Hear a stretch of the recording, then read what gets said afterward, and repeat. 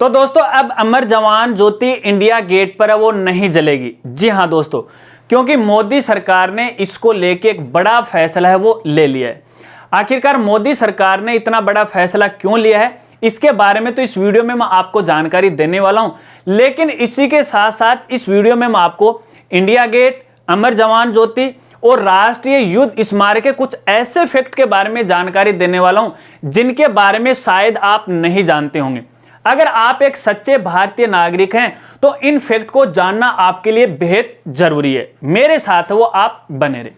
नमस्कार साथियों, मैं हूं आपका अपना साथी राजगुरु जी और आप देख रहे हैं राज स्कूल हेल्प यूट्यूब चैनल। तो चलिए वीडियो को शुरू करते हैं। दोस्तों, अमर जवान ज्योति के बारे में कौन नहीं जानता। हर एक भारतीय नागरिक अमर जवान ज्योति के बारे में अच्छी तरह से जानता है। अमर जवान ज्योति को शाश्वत ज्योति के नाम से भी जाना जाता है और जिसका मतलब है जो कभी न बुझने वाली आग की लो से। अब अमर जवान ज्योति है वो इंडिया गेट पे नहीं जलाई जाएगी क्योंकि इसको लेके मोदी सरकार ने एक बड़ा फैसला है वो ले लिया है। 21 जनवरी 2022 से अमर जवान ज्योति है वो राष्ट्रीय युद्ध स्मारक पे जलाई जाएगी। दोस्तों, आपकी जानकारी के लिए बता दूं कि जो राष्ट्रीय युद्ध स्मारक है वो अपने भारतीय सैनिक जो शहीद हैं उनको सम्मान देने के लिए, उनको श्रद्धांजलि देने के लिए इस स्मारक का निर्माण है वो किया गया है और इसी स्मारक पर अमर ज्योति वो जलती है। अब अमर जवान ज्योति को अमर ज्योति में विलय कर दिया और जैसे ही मोदी सरकार ने इसमें इसको विलय किया तो भैया विभिन्न पार्टियों के बीच पार्टीबाजी है वो शुरू हो गई और मोदी सरकार पे दोष लगाना वो शुरू कर दिया। आखिरकार मोदी सरकार के द्वारा इतना बड़ा फैसला क्यों लिया, इसके बारे में तो वीडियो में मैं आपको आगे जानकारी देने वाला हूं। लेकिन सबसे पहले अपन फैक्ट की बात कर लेते हैं। इंडिया गेट है, अमर जवान ज्योति है और राष्ट्रीय युद्ध स्मारक के कुछ ऐसे फैक्ट जिनके बारे में शायद आप नहीं जानते होंगे। तो चलिए सबसे पहले इंडिया गेट के बारे में हम बात करते हैं।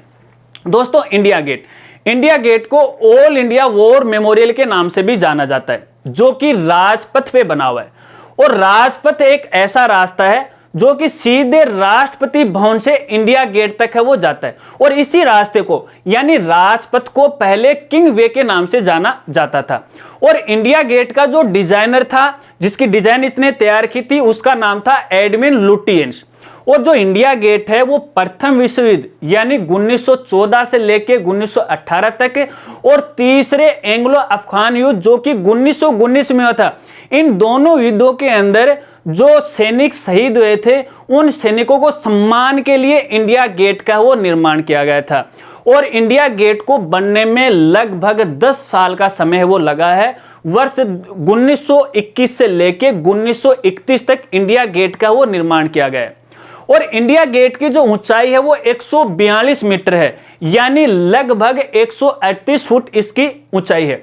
और इंडिया गेट के निर्माण में जिन पत्थरों को यूज किया गया था या प्रयोग किया था वो लाल और पीले बलुआ पत्थर थे और इंडिया गेट पर लगभग 70,000 शहीद हुए सैनिकों के नाम है वो लिखे हुए हैं, जिसके अंदर ब्रिटिश भारतीय सैनिक भी थे और ब्रिटिश सैनिक भी थे। और इंडिया गेट की एक सबसे गजब बात, सबसे बड़ा फैक्ट जो कि सबसे वर्ल्ड में सबसे बड़ा है, क्या, युद्ध स्मारक। यानी इंडिया जो गेट है वर्ल्ड का, संसार का, दुनिया का सबसे बड़ा युद्ध स्मारक है। आज तक किसी भी देश में इतना बड़ा युद्ध स्मारक नहीं बना है।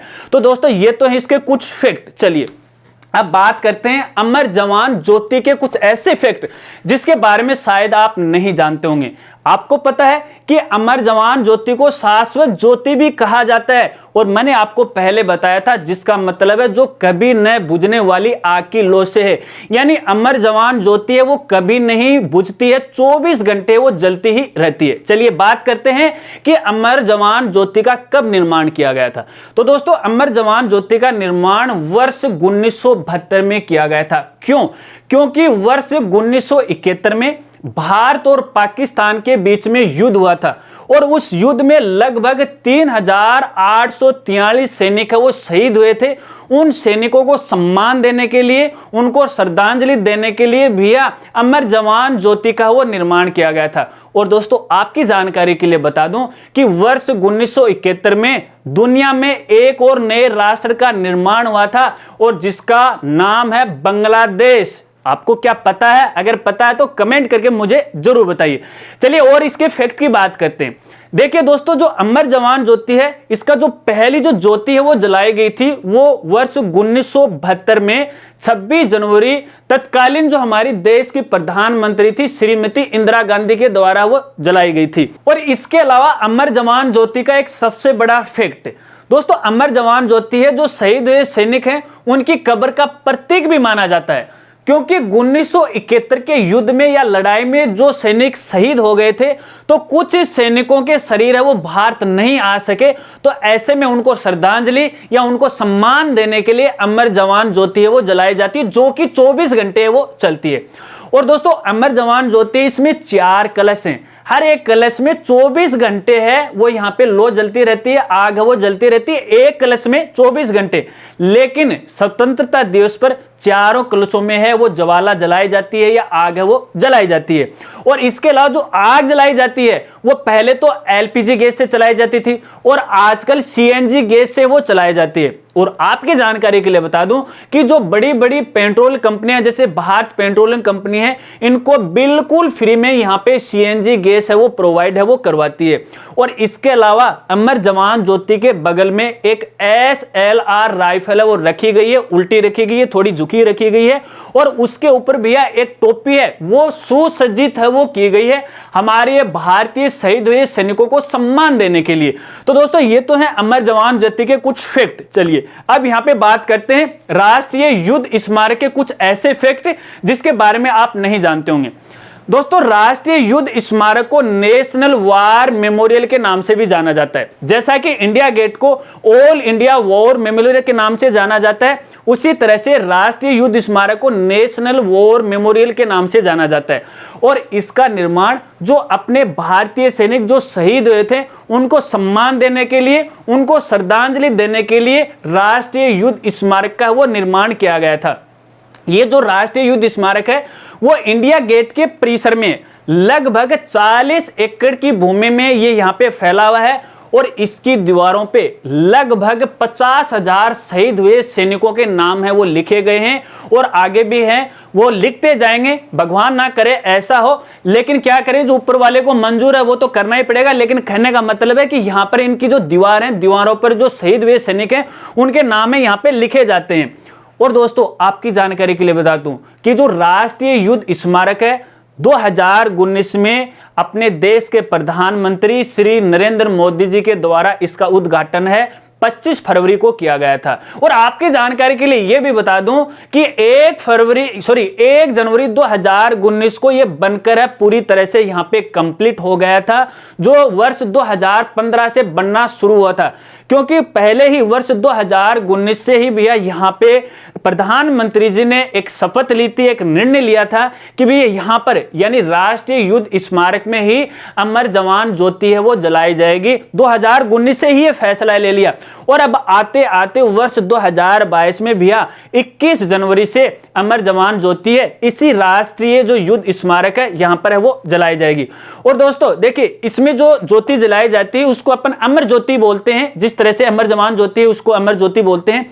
और देखिए ये जो राष्ट्रीय युद्ध स्मारक है वो 4 चक्रों पर केंद्रित है। कौन कौन से मैं आपको यहां पे बता देता हूं। एक तो है अमर चक्र, दूसरा है वीरता चक्र और तीसरा है त्याग चक्र और चौथा यहां पे रक्षक चक्र है।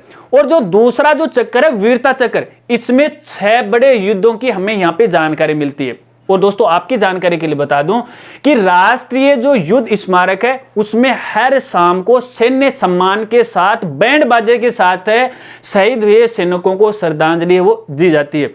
और ये हर दिन है वो खुला रहता है, यानी राष्ट्रीय युद्ध स्मारक में आने जाने की कोई भी फीस है वो नहीं लगती है। तो दोस्तों ये है राष्ट्रीय युद्ध स्मारक के कुछ ऐसे फैक्ट।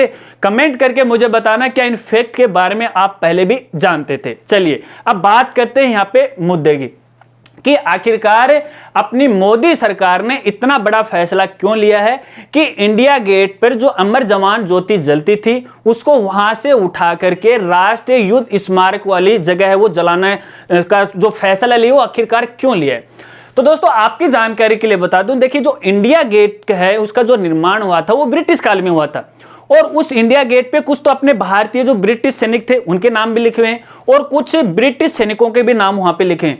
लेकिन अपने भारतीय जो सैनिक शहीद हुए हैं, बाद में जो शहीद हुए हैं आजाद भारत के बाद, उनको सम्मान देने के लिए, श्रद्धांजलि देने के लिए कहीं पर कुछ भी नहीं लिखा गया।